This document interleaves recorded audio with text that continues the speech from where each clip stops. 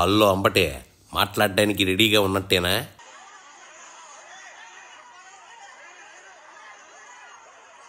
ఏందంబటు ఏదో వీడియో చూపిస్తున్నావు, అది మీ పిన్నెల్లి పగలగొట్టిన ఈవీఎం వీడియోనా ఏందే? సర్లే, ఇంతకీ పిన్నెల్లి ఈవీఎం పగలగొట్టడంపై ఏమంటావు నువ్వు? ఇక్కడ ప్రధానంగా ఇవాళ నేను మాట్లాడాలనుకుంటున్న అంశం ఏంటంటే, పిన్నెల రామకృష్ణారెడ్డి గారు మాచర్ల నియోజకవర్గంలో చాలా దారుణాలు జరిగిపోయాయి. కొన్ని చోట్లయితే అసలు పోలింగ్ స్టేషన్లోకి వైఎస్ఆర్ కాంగ్రెస్ పార్టీ ఓటర్లు వెళుతుంటే వారిని వెళ్ళకోకుండా అడ్డుకొని కొట్టి తన్ని గాయపరిచి బయటికి పంపించినటువంటి సంఘటన చూశాం. దాని మీద అనేక సందర్భాల్లో ఆ రోజున చివరికి పిన్నెల రామకృష్ణారెడ్డి గారు కూడా ఆయన రిపోర్ట్ చేయడం జరిగింది, ఫోన్లు చేయడం జరిగింది. కానీ ఎవరు పోలీసులు రిస్క్కి రాలేదు. ఏందే పోలీసులు రాలేదని చెప్పి పిన్నెల్లి ఈవీఎం పగలగొట్టాడని చెప్తున్నా, చట్టాన్ని పిన్నెల్లి తన చేతుల్లోకి తీసుకోవచ్చు అంటావా? పోలింగ్ రోజున రాష్ట్ర వ్యాప్తంగా చాలా చోట్ల హింసాత్మక సంఘటనలు జరిగాయి. ఆ హింసాత్మక సంఘటనలు వెనక మీ వాళ్ళు కూడా ఉన్నారు కాబట్టి, ప్రధానంగా పలనాడులో అంటే మా జిల్లాలో. మీది వేరే జిల్లా రేపల్లె అయితే నువ్వేంది పల్నాడు జిల్లా అంటావో? పల్నాడులో పోటీ చేసినంత మాత్రాన అది నీ జిల్లా అయిపోద్దా?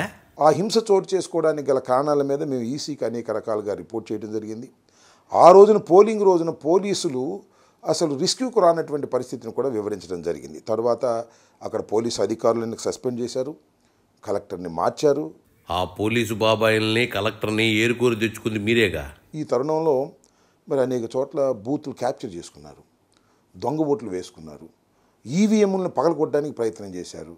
వాళ్ళన్నా కేవలం ఈవీఎంలు పగలగొట్టడానికి ప్రయత్నమే చేశారంబటే, అదే మీ పిన్నెళ్ళు అయితే ఏకంగా పగలగొట్టేశాడుగా. ఇవాళ నాకు చిత్రంగా అనిపించింది అంటే, ఇవాళ ఒక వీడియో రిలీజ్ అయింది. ఇది రామకృష్ణారెడ్డి గారు ఒక పోలింగ్ బూత్లో, ఏ పోలింగ్ బూత్ అయితే ఇప్పుడు నేను చెప్తున్నాను, ఆ పోలింగ్ బూత్లో ఆ ఈవీఎంను పగలగొడుతున్నట్టుగా ఒక వీడియో రిలీజ్ అయింది. ఇది ఎక్కడి నుంచి రిలీజ్ అయిందో మరి అర్థం కావడంలా. ఇది election commission has to release యాక్చువల్గా. ఇది లోకేష్ గారు ట్విట్టర్లో పెట్టారంట. ఎట్లా చేరింది లోకేష్ గారు ట్విట్టర్కి? Is it false or right? అది ఫేక్గా? అది కంక్లూజన్ ఎవిడెన్సా కాదా? ఆలోచించాలి కదా. ఆ వీడియో అంత క్లియర్గా ఉంటే అది ఫేక్ వీడియో అంటావేంది? నీకు రియల్కి ఫేక్కి తేడా కూడా తెలీదా? ఇది డైరెక్ట్గా తెలుగుదేశం అధినేత కొడుకు అయినటువంటి లోకేష్ ట్విట్టర్లోకి ఎట్లా వెళ్ళింది? కలెక్టర్న రిలీజ్ చేయాలి, ఎలక్షన్ కమిషన్కి సంబంధించిన వారిని రిలీజ్ చేయాలి, ఆర్ఓన్న రిలీజ్ చేయాలి. రిలీజ్ చేయకోకుండా వారికి ఎలా చేరింది అంటే ఇక్కడ ఏదో కుమ్మక్కు జరుగుతూ ఉన్నది అనేటువంటి భావన చాలా స్పష్టంగా అర్థమవుతూ ఉన్నది. అంటే అధికారులు, ఎన్నికల కమిషన్ ఉన్న అధికారులు, తెలుగుదేశం పార్టీ వారు కలిసి కుట్ర చేస్తున్నారేమోననేటువంటి అనుమానం కలగటం సహజమైనటువంటి అంశం. అధికారులతో మీ పిన్నెల్లి కుమ్మక్కై రాష్ట్రం సరిహద్దులు దాటితే నువ్వేం తిట్టా మాట్లాడుతున్నావో? ఒకవేళ అది నిజంగానే జరిగిన సంఘటన అనుకోండి, చట్టం తన పని తాను చేసుకుంటుంది, దానిలో ఏ విధమైన తప్పిదము లేదు. మేము అనేది ఏంటంటే ఇట్స్ ఎ ఫేక్ కూడా కావచ్చు అనేటువంటి అభిప్రాయం. చట్టం తన పని దాన్ని చేసుకోవడానికే మీ పిన్నెల్లి సహకరించాలి కాబట్టి. ఎంత దారుణంగా ఓటర్లు ఎవరైతే ఓటర్లు ఉన్నారో వైఎస్ఆర్ కాంగ్రెస్ పార్టీకి చెందిన వారని భావిస్తున్నటువంటి ఓటర్లు ఆ బూత్లోకి వెళ్ళి స్వేచ్ఛగా ఓటేస్తే ఒప్పుకోనటువంటి పరిస్థితి, బూత్ బయట హింసించి తరిమేస్తున్నటువంటి సందర్భం. మీ వాళ్ళని టీడీపీ వాళ్ళు తరిమేశారని చెప్తున్నావో? టీడీపీ వాళ్ళనే మీ వాళ్ళు తరిమేశారని అందరు చెప్తున్నారుగా. ఇది వాస్తవమైనటువంటి విషయం. దీని మీద ఏమి తీసుకునేటువంటి పరిస్థితి. నేను ఇంకోటి కూడా ఈ సందర్భంగా నేను మనవి చేస్తున్నా. చాలా నియోజకవర్గాల్లో బూత్ క్యాప్చరింగ్ జరిగాయి.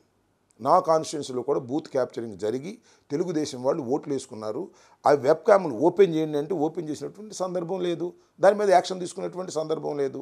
ప్రధానంగా నేను ఇవాళ అడుగుతున్నటువంటి ప్రధానమైన ప్రశ్న ఏమిటి అంటే, పిన్నెల రామకృష్ణారెడ్డి గారు దాన్ని పగలగొట్టాడని చెప్పబడుతున్నటువంటి వీడియో ఫేక్ వీడియోనా కరెక్ట్ వీడియోనా? నెంబర్ 1.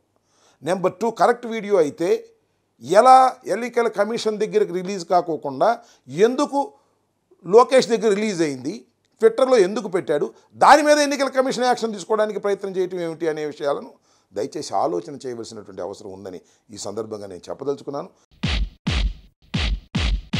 లోకేష్ ట్విట్టర్లో పెట్టకముందే ఈసీ పిన్నెల్లిపై చర్యలు తీసుకుంటే నువ్వేంది రివర్స్లో మాట్లాడతావో? ఎక్కడైతే బూత్ క్యాప్చరింగ్ జరిగిందో ఆ వీడియోస్ అన్ని ఎలక్షన్ కమిషన్ బయట పెట్టమని నేను అడుగుతా ఉన్నా.